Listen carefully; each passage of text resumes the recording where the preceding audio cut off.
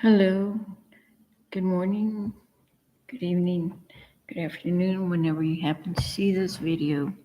We're continuing reading Bert Hellinger's book, A Philosophy of Love,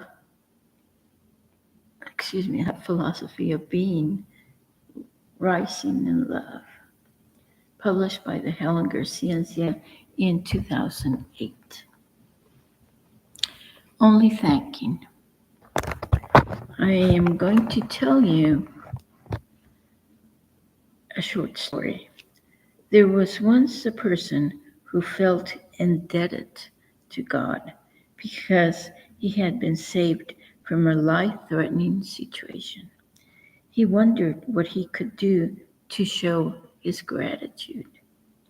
He asked a friend what he might do, and the friend imparted the following. A man loved a woman with all his heart and asked her to marry him.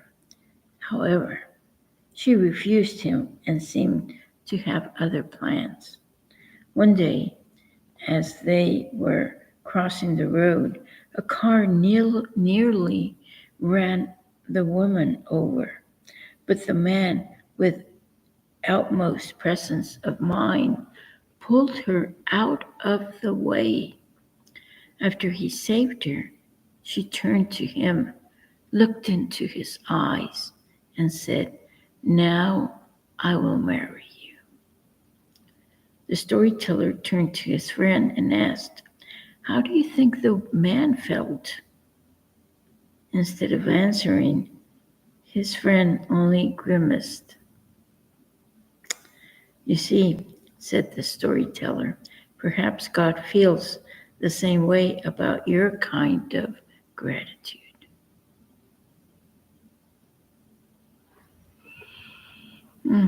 Food for thought, right? How am I being thankful? From where is my gratitude coming out from? From where is my thanks coming out from? Homecoming. Here's another story with the same theme. A group of childhood friends went to war together, experienced indescribable dangers, and many of them died or suffered severe injuries. But two returned home unharmed. One of the men became very quiet. He knew that his salvation was not his achievement, and he took his life as a gift of grace. The other man boasted of his heroic deeds and the dangers he had escaped. It was as though his experience had been in vain. Happiness.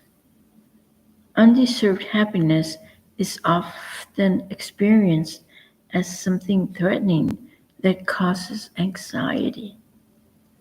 This has to do with the idea that we secretly suspect that our happiness might tempt fate or elicit the envy of others. It seems that we experience happiness as if we are breaking a taboo, and so it is accompanied by guilt and a sense of anxiety. Gratitude reduces the anxiety. To accept happiness, we need humility as well as courage. Equilibrium. An exchange of guilt and innocence is set in motion by this interaction of giving and taking, and it is regulated by a need for balance that is felt by everyone. As soon as balance is achieved, a relationship can either end or it can, through renewed giving and taking, be rekindled and continue.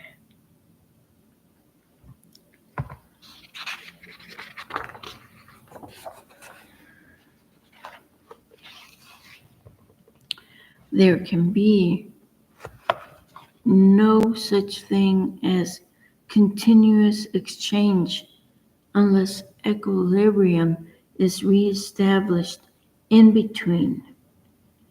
It is the same as when we are walking. We remain standing still if we insist on maintaining our present balance. But we fall down when we lose it completely. We can only move forward if we alternately risk our balance and then regain it. Guilt experienced as obligation and innocence as expectation act in the service of exchange.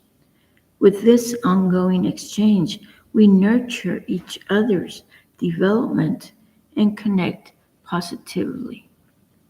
This kind of guilt and innocence is therefore a positive force.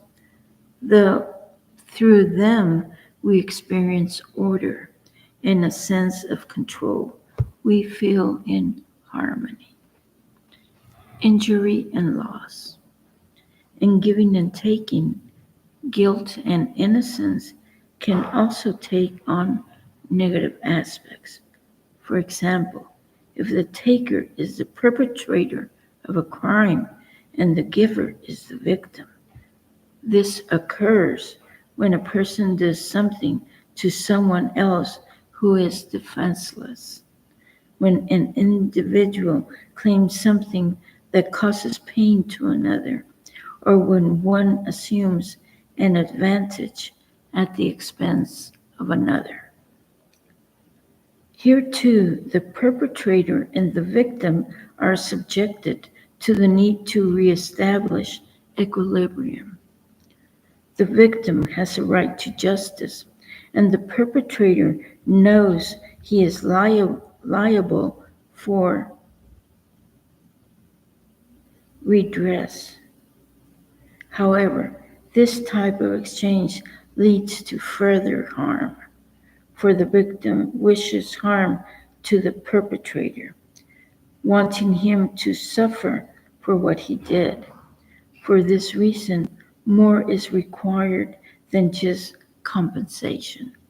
The perpetrator has also to atone for the crime.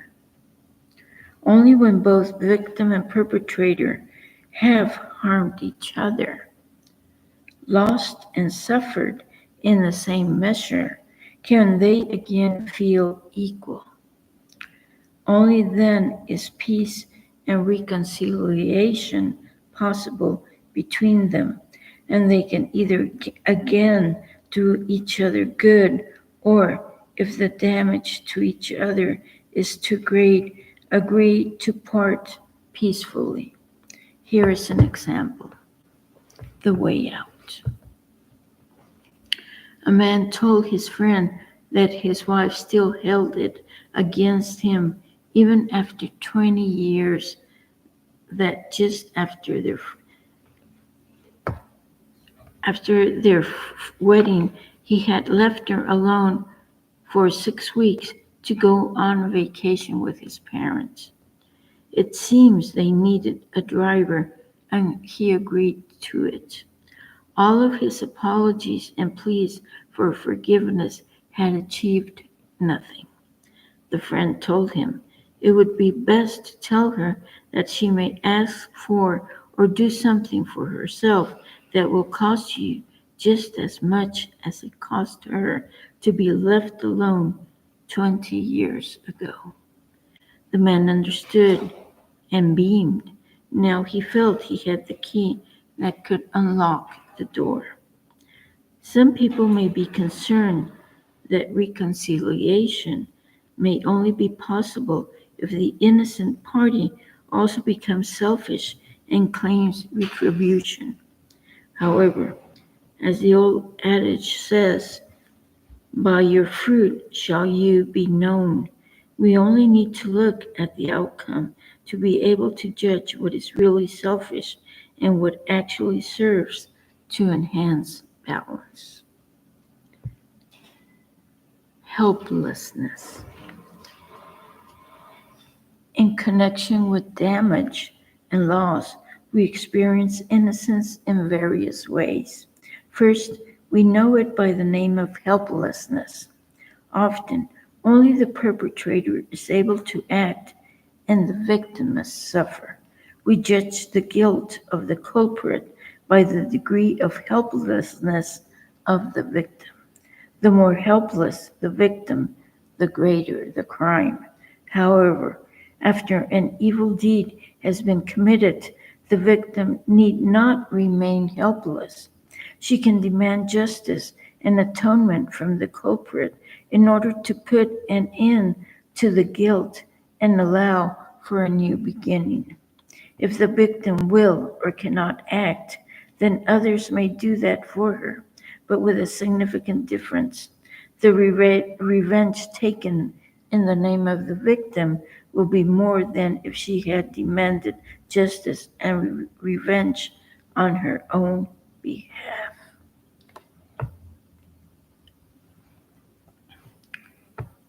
Here is another example. Double displacement. An older married couple participated in a personal growth workshop, but by the first evening, the wife was missing. She resurfaced the next morning and stood in front of her husband with the words, "I've spent the night with my lover." The woman seemed attentive and caring toward all the other group members. Only when she addressed her husband did she seem unhinged. The others couldn't make out why she was so angry with him, particularly as he didn't defend himself when confronted by her infidelity. Instead, he maintained his cool. In the course of the workshop, it emerged that as a child, the woman had been sent to the countryside by her father, together with her mother and her siblings. The father remained in town with his girlfriend. Sometimes he even visited his family with his girlfriend, and his wife served them both without reproach or complaint. She suppressed her rage and her pain, but her children sensed it. You could call this heroic virtue, but the effects are terrible. In human systems, a repressed grudge reappears later precisely in those who have no defense against it. It is mostly the children and grandchildren who take it on without being aware of it. In this way, a double shift emerges. First, there is a shift from the person who suffered onto another. In our example, the shift is from the mother to the daughter. Second, there is a shift to another object. Instead of holding the father responsible, the blame and revenge are transferred onto the innocent husband. This is easier because the husband does not put up any defense, as he loves his wife. In such cases where the innocent would rather suffer than act, there will soon be many more victims and perpetrators. The solution in this case would have been for the mother to be openly angry with her husband. Then he would have been obliged to confront his own behavior, and it would have led either to a new beginning for the couple or a separation. It is important to note that in our example, the daughter not only loves her mother, on whose behalf she exacts revenge, but also her father, whose behavior toward her mother she imitates in her behavior toward her own husband. Here, another pattern of guilt innocence comes into effect. The blind child's love also blinds her to the order of priority. This innocence makes us blind for the guilt of someone else, As a consequence, people have to become guilty towards others and feel innocent themselves. Double shifts also occur when a victim is not able to act because of her helplessness after she has been harmed. Here is an example of this. The avenger. In the course of his psychotherapy, a man in his 40s was preoccupied and anxious that he might become violent. His behavior and his character did not indicate that this was likely, and so the psychotherapist asked him if there had been any violence in his family. It emerged that his uncle, his mother's brother, was a murderer. In his company, he had had an employee who was also his lover. One day, he showed her a photo of another woman and asked her to have her hair styled in the same way as the woman in the photo. She obliged. After some time, the man traveled abroad with her and murdered her. Then he returned home with the woman in the photo, and she now became his employee and his mistress. The murder eventually came to light, and he was punished with a life sentence. The therapist wanted to know more about the client's relatives, particularly about his grandparents, the murderer's parents, as he was curious about the motivation for such an act. His client could give him little information. The grandmother was apparently a very pious and respected woman, and he knew nothing about his grandfather. But he inquired further and found out that his grandmother had reported her own